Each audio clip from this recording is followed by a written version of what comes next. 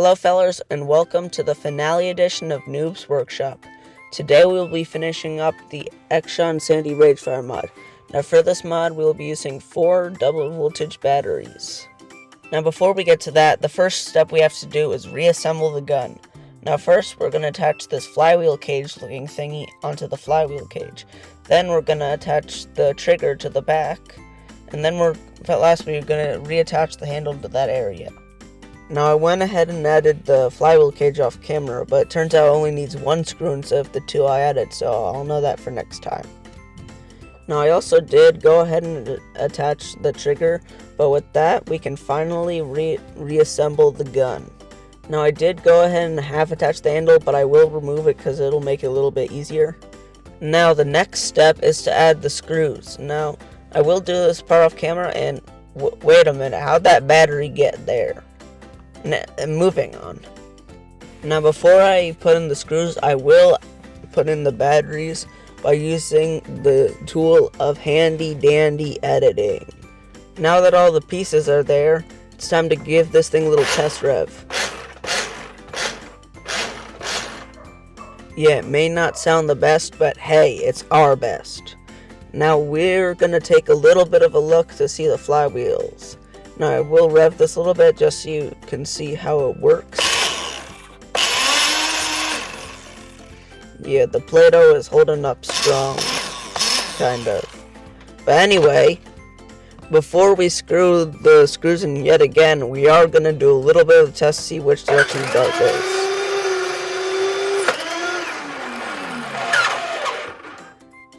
Yeah, that's not the best, because the dart went the other way, which means the motors need to be flipped around, which means I have to reopen the gun. Good time. Now I was going to go ahead and resolder the motors, but then I realized something. The switch that's meant to make the darts go is not working on the part that's like on the really important part, which is that big orange piece.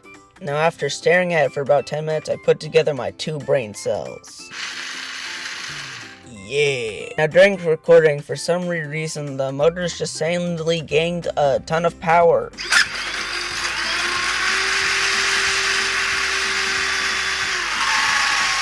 Now that that's done, it's time to test if the dart actually goes the correct way this time.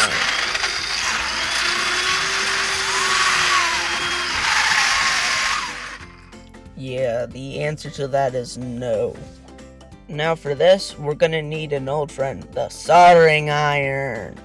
This time, my brain decided to remember to turn the thing on. Now it's time for some action at Noob's soldering station. Oh yeah. Now this time, for some reason, I struggled like 10 times harder than I did last time. So much so that I decided to literally just cut all the other soldering parts out and just give you the final product.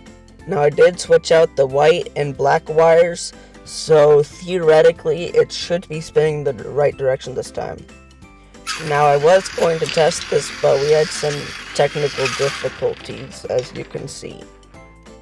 Now the problem was the motor rod and the flywheel wouldn't stick, but we can fix that with some good old-fashioned Play-Doh. Some handy dandy editing. We are now ready to test. Yeah, just joking. I'm not doing that again. As you can see, the dart now goes the correct direction.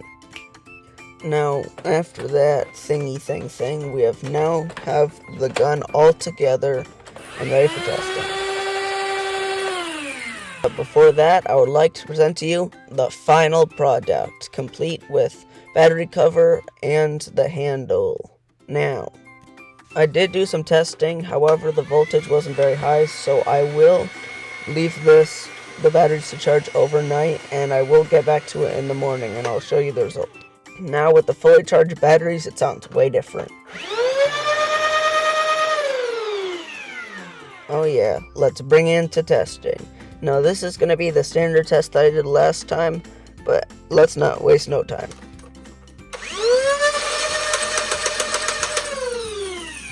Okay, I may have misplaced the belt, but this time it'll be good.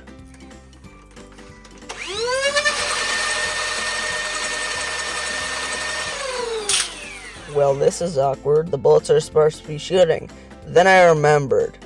Do you remember that wheel and that rod from like a while back? Yeah.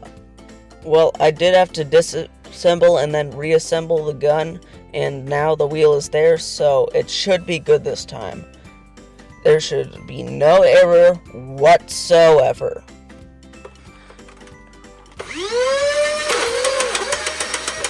Yeah, the motors broke off, but it's fine. I'll just refix it again. Okay, we're back with the glued-in flywheels. No, I did fix the belt and other things, but mainly it was the flywheel. So they're now glued down, and they should not come off this time. Third time's the charm.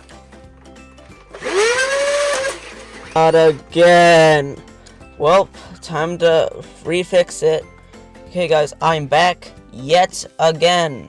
This time the belt is in a different formation, and I re-glued the flywheels.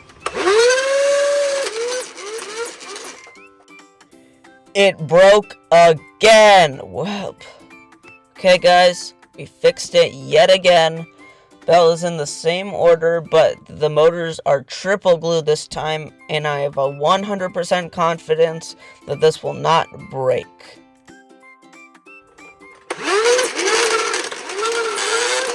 Okay, we will take that. It did not break, but I'm not going to risk it. Here are the test results for 12 volts. The fixes made were 6, hours spent fixing was 4.5, and the darts per second was 4.21.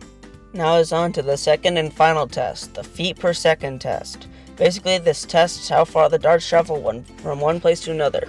Now, as you can see, this dart is exactly 6 feet from the wall, and we will be using it to measure, and then we will then use math to find out the exact feet per second. Now here I have the gun, and the tip of it is lined exactly with the dart. Now let's get to testing. Okay, it broke in the process, but we have our results. The test results were 12 volt, time to travel per dart was 0.04 seconds, the distance was 6 feet, and the DPS or darts per second was 150. Now the overall results, does this gun shred darts? Yes it does. Did we have fun making it? Yes. I hope to see you all in the next project. Bye!